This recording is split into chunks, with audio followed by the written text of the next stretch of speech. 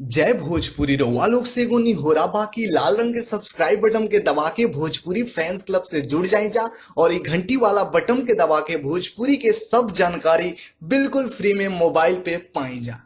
नमस्कार प्रणाम भोजपुरिया जहान हम मनिकेत तिवारी रउआ लोग के स्वागत कर रहा बानी आप लोग के अपन भाषा वाला चैनल भोजपुरी फैंस क्लब में। आज की रिपोर्ट में रउआ लोग के भैया बतावे जा रहल बानी कि प्रतिज्ञा 3 फिल्म के अनाउंसमेंट हो चुकल बा और आप लोग पोस्टर भी देख रहल बानी जौना में प्रतिज्ञा 3 लिखल बा और निर्देशक लिखल गेल बा लिखल गेल बा सुशील कुमार उपाध्याय और निर्माता वाले अनिल सम्राट जी। जी हाँ भैया, रिपोर्ट यहाँ तक आ रहल बा कि फिल्म के पोस्टर जैसे कि आप लोग के बीच में आ गिल बा, लेकिन ये फिल्म के स्टार कास्ट पर काम चल रहा बा। जी हाँ भैया, एक पूरा जानकारी बहुत जल्द ही बता दिया जाए कि प्रतिज्ञा 3 में के हीरो रहियन। काहे कि आप लोग बता दी भैया कि प्रतिज्ञा में आप लोग पवन सिंह और दिनेश लाल यादव निरहुआ देखने के मिल रहन। प्रतिज्ञा 2 में अनिल सम्राट, खेसारी लाल यादव और पवन सिंह देखे के मिल रहन। तो प्रतिज्ञा 3 में ऐसा कयास लगावल जा रहा बा कि पवन, खेसारी और निरहुआ तीनों आदमी ही आप लोग के दिखाई दे सकता है। अभी एक कोनो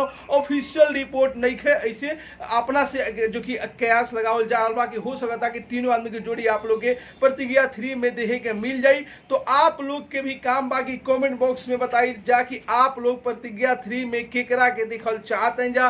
अकेले पवन सिंह के देखल चाहते हैं जा, अकेले खेसारी लाल यादव के देखल चाहते हैं जा, या अकेले निरहुआ के देखल चाहते हैं जा, कि या तीनों जना के एक ही साथ आप लोग प्रतिज्ञा 3 फिल्म में देखल चाहते हैं जा। तो आपन राय जरूर ही कमेंट बॉक्स में बताई जा। काहे कि भैया प्रतिज्ञा 3 फिल्म के स्टार कास्ट पर काम चल रहा बा।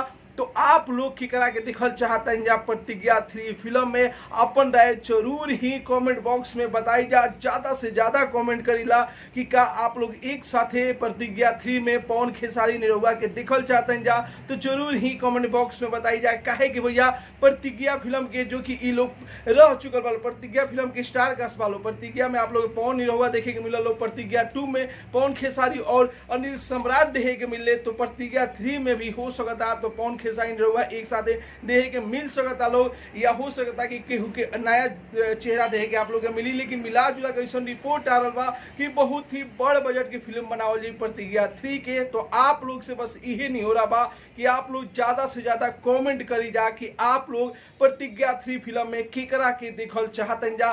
का आप लोग पवन सिंह, खेसारी लाल यादव, निरहुआ तीनों आदमी के एक साथ देखल चाहते हैं यदि प्रतिज्ञा 3 में, तो जरूर ही कमेंट बॉक्स में जाके धड़ाधड़ ज्यादा से ज्यादा कमेंट करी जा कि प्रतिज्ञा 3 के पास जब ये वीडियो पहुंचे, टीम के पास ये वीडियो पहुंचे, तो वीडियो देख के वो लोग देखस लोग कि दर्शक केकरा के चाहता रहे ये फिल्म में। तो आपन राय जरूर ही कमेंट बॉक्स में बताई जा। और ये जानकारी आप लोग के बीच में, जी हाँ, विस्तृत जानकारी जो कि प्रतिज्ञा 3 फिल्म में के स्टार कास्ट में कौन से हीरो रहियन, कौन से हीरोइन रहियन, कौन से विलेन रहियन, बहुत जल्द बता दिहल जाई। काहे कि फिल्म के स्टार कास्ट पर काम चल रहा बा। तो भैया आप लोग के पोस्टर कैसा लागल आपन राय जरूर ही बताई जा। ई पोस्टर हम अपना तरफ से बनैले बानी पवन, खेसारी और निरहुआ के एक साथ जोड़ के। तो आप लोग ई पोस्टर कैसे लागल अपन राय जरूर ही कमेंट बॉक्स में बताई जा। और साथ ही साथ ये वीडियो के ज्यादा से ज्यादा लाइक करी जा, ज्यादा से ज्यादा शेयर करी जा। और भोजपुरी जगत के हर छोट बड़ न्यूज जाने खातिर अपन भाषा वाला चैनल भोजपुरी फैंस क्लब के जरूर ही भैया सब्सक्राइब कर लीजा और घंटी वाला बटन के दबा लीजा कि कोनो वीडियो डाली आपके पास सबसे पहले पहुंचे। तो मिलता नहीं भैया अगला वीडियो में एगो नया न्यूज के साथ है। तब तक के लिए बाय बाय, टेक केयर, जय भोजपुरी।